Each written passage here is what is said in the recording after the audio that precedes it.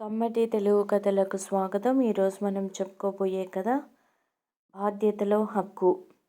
రచన పూర్ణిమ పెమ్మరాజు గారు. కథ మొదలు పెడదాం. కూతురన్నా కొడుకన్నా ఒక్కటే తేడా, ఏం లేదు అనడం మాటల వరకే. మనస్ఫూర్తిగా ఎంతమంది అలా భావిస్తున్నారన్నది గ్యారంటీ లేదు.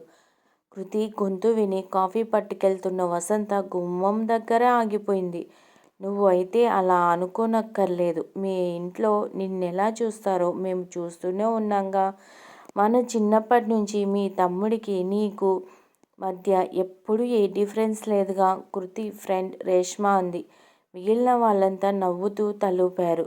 నేను అలాగే అనుకున్నా.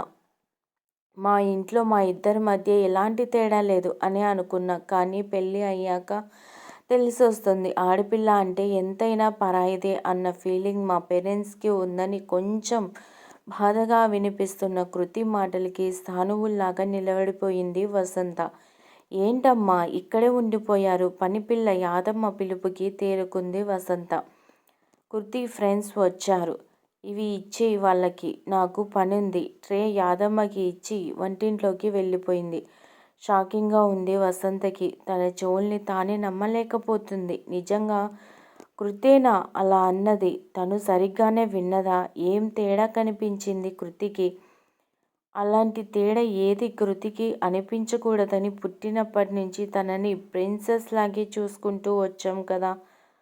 అయినా ఎందుకలా అనిపిస్తుంది? వసంతకి గతమంతా గుర్తుకొస్తుంది. అమ్మ, నేను, అక్క కూడా బస్సు ఎక్కి కాన్వెంట్కి వెళ్తున్నాం. అన్నయ్యలతో పాటు స్కూల్ యూనిఫామ్ వేసుకుని షూస్ వేసుకుంటున్న అన్నల్ని చూసి ఆశగా అడిగింది 8 ఏళ్ల వసంత. ఆడపిల్లల్ని కూడా మగపిల్లలతో సమానంగా కాన్వెంట్లకి పంపాలంటే మాటలా తల్లి? వాళ్ళిద్దరికీ ఫీజు కట్టేసరికి మాకు దేవుళ్ళు కనపడుతున్నారు. అక్క చూడు చక్కగా ఏం మాట్లాడకుండా వెళ్తోంది కదా గవర్నమెంట్ బళ్ళోకి. అయినా చదువుకోవడానికి ఏ బడి అయితే ఏమిటి? విసుక్కుంది అమ్మ. అయితే అన్నలిద్దరినీ కూడా మాతో మా బడికే పంపు. చదువుకోవడానికి ఏదైతే ఏం అన్నావుగా ఉక్రోషంగా అంది వసంత. వాళ్ళతో మీకు పోలికే ఏమిటే? వాళ్ళు మగపిల్లలు, చదువుకొని ఉద్యోగాలు చేయాలి. మీరేం చేస్తారు? ఉద్యోగాలు చేయాలా? ఊళ్ళేలాలా? త్వరగా అన్నాలు తిని బయలుదేరండి. లలిత, కంచాలు పెట్టు, పెద్ద కూతుర్ని పురమాయించింది వసంత వాళ్ళమ్మ. నాకు వేడి అన్నం కావాలి. ఈ చద్దన్నం మజ్జిగ వద్దు మొరాయించింది వసంత. దీనితో పెద్ద తలనొప్పి అయిపోయింది. అన్నిటికీ మగపిల్లలతో పోటీ. నోరు మూసుకొని తిను, లేకపోతే మానే. నేను మీ అమ్మలాగే సాగదీస్తూ కూర్చోను. లలిత, అన్నలకి ఈ వేడి అన్నం పెట్టి పెరుగు వెయ్యి. మీ ఇద్దరూ చద్దన్నం తిని బయలుదేరండి. నానమ్మ అరుపుకి కిక్కురుమనకుండా కంచం దగ్గర కూర్చుంది వసంత. అప్పుడే పెళ్ళికి ఎందుకు ఒప్పుకున్నావు అక్క? ఇంకా చదువే పూర్తి కాకుండా నిశ్చితార్థానికి రెడీ అవుతున్న లలితని చూస్తూ అడిగింది వసంత. మంచి సంబంధం చేసుకోమన్నారుగా, ఇంకెందుకు ఇప్పుడు ఈ ఆలోచనలు? నిర్లిప్తంగా అంది లలిత.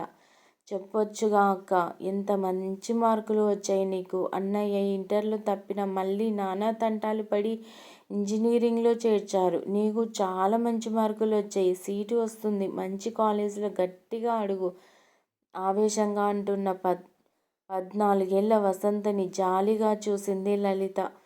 పిచ్చిదానా, అడిగి లేదనిపించుకోవడం తప్ప చిన్నప్పటి నుంచి ఏదన్నా కోరుకున్నది దొరికిందా మనకి? ఆడపిల్ల అంటే బరువు, వీలైనంత ఈజీగా దించుకోవాలి అనుకుంటారు తల్లిదండ్రులు. ఆడపిల్ల పుట్టినప్పుడే పరాయిది అని ముద్ర వేసేస్తారు. చూస్తూనే ఉన్నావుగా, చిన్నప్పటి నుంచి తినే తిండి దగ్గర నుంచి మనకి అన్నయ్యలకి మధ్య తేడా. వాళ్ళ దృష్టిలో మనకి పెళ్ళి చేసి పంపిస్తే ఏడాదికి ఒకసారి వచ్చిపోయే చుట్టాలం మాత్రమే మనం. అనవసరంగా గొడవ ఎందుకు? మనం పరాయి ఎలా అవుతామక్క? ఈ ఇల్లు మనది కూడా కదా. ఎలా అవుతుంది వసంత? అమ్మ వాళ్ళ దృష్టిలో మనం వేరే వాళ్ళ ఇంటి వాళ్ళం. వాళ్ళని తప్పు పట్టక్కర్లేదు. లోకరీతి ఇది. అమ్మాయి అంటేనే ఆడపిల్ల కానీ ఇక్కడ పిల్ల కాదు అని నానమ్మ ఎన్నిసార్లు అంది. నువ్వు విన్నావుగా వాళ్ళ ఆలోచన అది. ఎందుకు గొడవ పెట్టుకొని మనం బాధపడి వాళ్ళని బాధ పెట్టడం? నేనలా ఒప్పుకోను ఉక్రోషంగా అంటున్న వసంతని చూసి నవ్వొచ్చింది లలితకి. సరే ఒప్పుకోకు. రేపు నీకు పిల్లలు పుట్టాక నువ్వన్నట్టే పెంచి చూపించు. సరదాగానే లలిత అన్న ఆ మాటలు ముద్రపడిపోయాయి వసంత మనసులో. నీకేదన్నా గిఫ్ట్ ఇవ్వాలని ఉంది. ఏమి ఇవ్వాలో తెలియట్లేదు. అందుకే నిన్నే అడిగేస్తున్నా. నీకేం ఇవ్వమంటావు? 9వ నెల గర్భంతో భారంగా కనిపిస్తున్న వసంతని ప్రేమగా చూస్తూ అడిగాడు రమేష్. నాకేం కావాలండి? అడగకుండానే అన్నీ అమర్చే భర్త, అర్థం చేసుకునే అత్తగారిల్లు రెండూ దేవుడే ఇచ్చాడు. అయినా సడన్గా గిఫ్ట్ ఇవ్వాలనే కోరిక ఏమిటి? నవ్వుతూ అడిగింది భర్తని వసంత. నువ్వు నాకు ఎంత అమూల్యమైన గిఫ్ట్ ఇవ్వబోతున్నావో? నేనేం ఇచ్చినా దాని ముందు తక్కువే. అయినా సరే ఏదన్నా ఇవ్వాలి అనిపిస్తోంది. ప్లీజ్ ఏం కావాలో చెప్పవా? గడ్డం పట్టుకొని బతిమాలుకున్నాడు రమేష్. అయితే నాకో మాట కావాలి. ఇస్తారా? చెప్పు ఏం కావాలో? పుట్టేది ఎవరో తెలీదు కానీ అమ్మాయి పుడితే తనని ఏ రకంగానూ తక్కువగా చూడనని మాటివ్వండి. తనకి అన్నిట్లో అన్ని రకాలుగా సమాన హక్కు ఉండాలి. ఎప్పుడూ తన మీద వివక్ష చూపించకూడదు. అలా అని మాట ఇవ్వండి. చెయ్యి చూపింది వసంత. ఏంటిది వసు? అసలు ఎందుకు అలా చేస్తాం? నువ్వు ప్రత్యేకించి అడిగి మాట తీసుకోవాలా? మనకి అమ్మాయి పుడితే అంతకన్నా కావాల్సింది ఏముంది? మేం ముగ్గురము మగపిల్లలమే. అన్నయ్యలిద్దరికీ మళ్ళీ మగపిల్లలే. చిరాకెత్తిపోయి ఉన్నాం. మనకి అమ్మాయి పుడితే తనే ప్రిన్సెస్ ఆఫ్ ద హౌస్. తనకే ఫస్ట్ హక్కులన్నీ. ఇందులో మాట తీసుకునేంత ఏముంది? నవ్వొచ్చింది రమేష్కి. మీకు తెలీదు మా ఇంట్లో ఎలా ఉండేదో. నేను అక్క ఎలాంటి సిచ్యుయేషన్స్ ఫేస్ చేశామో. పుట్టింటి విషయాలు బయట పెట్టుకోవడం ఇష్టం లేక నేనెప్పుడూ చెప్పలేదు. మా ఇంట్లో మా హోదా ఎప్పుడూ సెకండ్ క్లాస్ సిటిజన్స్. మగపిల్లలకు కాన్వెంట్ చదువులు, హై లెవెల్ కోచింగ్లు, ఆడపిల్లలకు అత్యవసర చదువులు. వాళ్ళకి ప్రతి పండగకి బట్టలు, మాకు ఏడాదికి 3 జతలు. నా ఈ డిగ్రీ పూర్తి చేయడానికి ఇంట్లో 3వ ప్రపంచ యుద్ధం చేయాల్సి వచ్చిందంటే నమ్ముతారా మీరు? ఒకవేళ మా అమ్మ నాన్న కాస్త మెత్తబడ్డా మా నాన్నమ్మ అసలు ఊరుకునేది కాదు. ఆడపిల్ల అంటే అక్కర్లేని ఖర్చుగా ఫీల్ అయ్యేది. అంతెందుకు మొన్నీ మధ్యనే మా ఇల్లు అమ్మారు. మా ఇద్దరికీ ఒక్క మాట కూడా చెప్పలేదు. నాకు అక్కకి ఎంత బాధ అనిపించిందో చెప్పలేదేం అని అడిగితే, మా ఇల్లు మా ఇష్టం. మీకు పెళ్ళి చేసి పంపేశాం. మీకేం హక్కు లేదింకా అన్నాడు అన్నయ్య. ఆస్తిలో హక్కు కోసం కాదు అడిగింది. మేం పుట్టి పెరిగిన ఇల్లు అటాచ్మెంట్ మాకు ఉంటుందిగా. ఒకసారి చూసుకునే వాళ్ళం కదా. పెళ్ళి అయినంత మాత్రాన నీకేం సంబంధం లేదు అన్నట్టు ఎంత కష్టంగా ఉంటుంది? గాఢంగా శ్వాస తీసుకుంది వసంత. అందుకే అడుగుతున్నా. మన పిల్లలు ఎవరన్నా కానీ అందర్నీ ఒకేలా చూడాలి. సమాన హక్కు ఉండాలి. సమానంగా ప్రేమించాలి. ఇదే నాకిచ్చే గిఫ్ట్. ఇస్తారు కదూ? చెయ్యి చూపింది. సమానం కాదు. నేనైతే అమ్మాయికి ఫస్ట్ ప్రిఫరెన్స్. అబ్బాయి అయితే సెకండ్ క్లాస్ సిటిజన్. గట్టిగా నవ్వుతున్న రమేష్ని చిరుకోపంగా చూసింది వసంత. సారీ కోపం తెచ్చుకోకు. సరే మాట ఇస్తున్నా చూడు. మన ప్రేమ కానీ మన ఆస్తి కానీ మన పిల్లలందరికీ సమానం. వాటి మీద హక్కు సమానం. ఎక్కడ ఎలాంటి తారతమ్యం మనం చూపించం. సరేనా? చేతిలో చెయ్యి వేసి దృఢంగా చెప్పాడు రమేష్. అనుకున్నట్టే అందరి కోరిక తీరుస్తూ పుట్టిన అమ్మాయిని చూసి పొంగిపోయాడు రమేష్.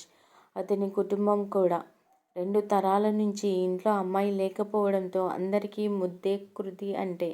కృతి పుట్టిన 2 ఏళ్లకి అర్జున్ పుట్టాడు. కానీ కృతికి గారాబం ఏమాత్రం తగ్గలేదు. రమేష్ ముందు అన్నట్టుగానే కూతురు తర్వాతే ఎవరన్నా ప్రిన్సెస్ లాగే చూసుకున్నాడు. తను ఏం చదువుకుంటానంటే అదే, ఎక్కడ చదువుకుంటానంటే అక్కడే చదివించారు. ఎన్ని మంచి సంబంధాలు వచ్చినా తన చదువు పూర్తి అయి పెళ్ళికి తను గ్రీన్ సిగ్నల్ ఇచ్చాకే తనకి నచ్చిన అబ్బాయినే ఇచ్చి పెళ్లి చేశారు. తమ తదనంతరం ఆస్తిపాస్తులన్నీ ఇద్దరు పిల్లలకి సమానంగా రాసి రిజిస్టర్ కూడా చేశాడు రమేష్. ఇప్పట్నుంచి ఎందుకో ఆ వీలునామా అని అందరూ అంటున్నా కూడా పట్టించుకోలేదు. తను నిర్లక్ష్యం చేయబడ్డానని కూతురు కలలో కూడా అనుకోకూడదనే ఇంత కష్టపడ్డారు. అయినా కృతికి అలా అనిపిస్తోందంటే ఎక్కడ జరిగింది తప్పు? రమేష్ వింటే అసలు తట్టుకోగలడా? కూతురు అలా ఫీల్ అవుతుందంటే తలనొప్పి వచ్చేసి రూంలోకి వెళ్ళి తలుపేసుకుని పడుకుంది పోయింది వసంత. అమ్మా అమ్మా ఈ టైంలో పడుకున్నావేమిటి? కృతి పిలుపుకి లేచి కూర్చుంది. ఏం లేదు, తలనొప్పిగా ఉందని పడుకున్నాను. నిద్ర పట్టేసినట్టుంది. ఇందాకటిదాకా బాగానే ఉన్నావుగా, ఇంతలో ఏమైంది? ఏమో తెలీదు, వచ్చింది నొప్పి అంతే. కొంచెం ముక్తసరిగా అంది వసంత. నేను అన్న మాటలు విన్నావు. డిస్టర్బ్ అయ్యావని చెప్పొచ్చుగా. అవును, నేనేం చెప్తున్నానో పూర్తిగా వినాలిగా. మధ్యలోనే వెళ్ళిపోయావేం? నవ్వుతూ అంటున్న కృతిని చూసి కోపం వచ్చింది వసంతకి. నేను వినాలనే మాట్లాడావా ఆ మాటలన్నీ? ఎందుకు? ఎప్పుడైనా నీకేదన్నా తక్కువ చేశావా? ఇందాకట్నుంచి ఎంత ఆలోచించినా నాకు గుర్తుకు రావట్లేదు. మా తప్పేమిటో మీ ఇద్దరికీ ఏదన్నా సమానంగా ఇవ్వాలనే మా తపన. అలానే ఇచ్చామనే అనుకున్నాం. అయినా నీకు ఏదో తక్కువైనట్టు అనిపిస్తోందని తెలిసాక నాకు తట్టుకోవడం కష్టంగానే ఉంది, బాధగా అంది వసంత. నాకు తక్కువ చేశారని నేను అన్నానా? అమ్మా, నిజానికి ఇద్దరిలోకి నాకే ఎక్కువ చేశారు మీరు. ఏ డిమాండ్ అయినా చిన్నప్పట్నుంచి ముందు నాదే తీర్చారుగా. ఎలా అంటాను అలా? మరి నువ్వు అన్నది ఏమిటి? పెళ్ళి అయ్యాక తెలుస్తోంది ఇద్దరం సమానం కాదని. నిన్ను పరాయి పిల్లగా అనుకుంటున్నామని అనేగా. ఎందుకలా అనిపించింది? నీ పెళ్ళైన ఈ 10 ఏళ్లలో ఇప్పటికీ ఏ పండుగైనా ఫంక్షన్ అయినా ముందు నీకు చెప్పాకే తమ్ముడికి ఫోన్ చేసి చెప్తాను. ఈ ఇల్లు, మా మిగిలిన ఆస్తులు అన్నీ మీ ఇద్దరికీ సమానంగా రాసేశాం. ఎక్కడ నీ హక్కుకి భంగం కలుగుతుందోనని. నీకన్నా కూడా ఎక్కువగా నేను మీ నాన్న ఆలోచిస్తాం. చెప్పుకుపోతున్న వసంత చెయ్యి పట్టుకు ఆపింది. అవునమ్మా, నాకు అన్నిట్లో సమాన హక్కు ఇచ్చారు. మరి బాధ్యతలో హక్కు ఎందుకు ఇవ్వట్లేదు? సూటిగా అడిగింది కృతి. బాధ్యతల్లో హక్కు ఏమిటే? నాకు అర్థం కావట్లేదు. అన్ని రకాలుగా కొడుకు కూతురు సమానమని మీరు అనుకున్నప్పుడు మీకేదన్నా అవసరం వస్తే నన్నెందుకు పక్కకి పెడుతున్నారు?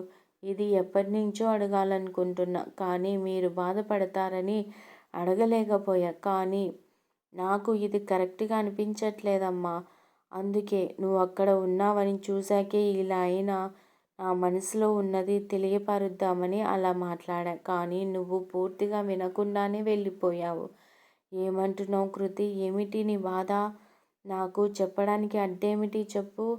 2 ఏళ్ల క్రితం నాన్నకి హార్ట్ ఆపరేషన్ అయింది. నేను చెప్పాను మనీ సర్దుతానని. మీరేమన్నారు?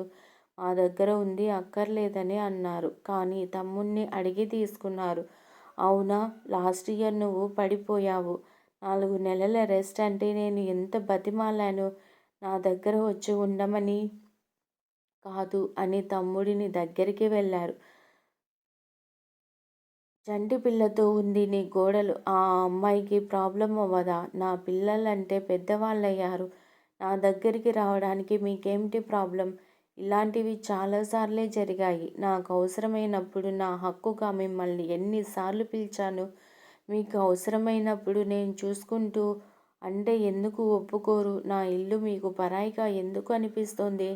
కృతి ప్రశ్నకి జవాబు ఇవ్వలేకపోయింది వసంత. నాకు అర్థమయ్యింది. ఏమిటంటే అమ్మా, మీరు నమ్మింది మనస్ఫూర్తిగా ఆచరించడం లేదు. ఇద్దరూ సమానం అంటే అన్నీ సమానంగా ఇవ్వాలి. మీ సుఖంలోనే కాదు కష్టంలోనూ నాకు భాగం ఇవ్వాలి. హక్కులతో పాటు బాధ్యతలు కూడా అప్పచెప్పాలి. లేదంటే నాకు ఇప్పుడు మీరు నన్ను పరాయిగా చూస్తున్నారు అనిపిస్తున్నది. నిజమే అవుతుంది. అమ్మాయిలకి అన్నిట్లో సమాన హక్కు కావాలమ్మా. అలానే బాధ్యతల్లో కూడా సమాన హక్కు కావాలి. ఇందాక నా ఫ్రెండ్స్ అయినా ఇదే చెప్పాను. ఇదంతా నువ్వు నాన్నకి చెప్తే సరే, లేకపోతే నేనే చెప్తాను. బాధ్యతలో నా హక్కు నాకు ఇమ్మని నిజానికి సమానంగా కాదు, నాకు కొంచెం ఎక్కువ ఇవ్వాలి. మొదట్నుంచి అలానే ఇచ్చారు కాబట్టి నెమ్మదిగానే చెప్పిన, చాలా స్పష్టంగా చెప్పిన కృతి మాటలతో తమ ఆలోచనలో ఎక్కడో ఉన్న చిన్న తప్పును అర్థం చేసుకుంది వసంత. అందువల్ల కూతురు ఎంత హర్ట్ అయ్యిందో అర్థమైంది. ఇంకెప్పుడు ఇలా జరగదు తల్లి. తెలియకుండానే నిన్ను బాధ పెట్టినందుకు సారీ. కానీ ఒక్కటి మాత్రం చెప్పాలి. అందరూ ఆస్తుల్లో హక్కు అడుగుతారు, కానీ బాధ్యతలో హక్కు అడుగుతున్నావు చూడు.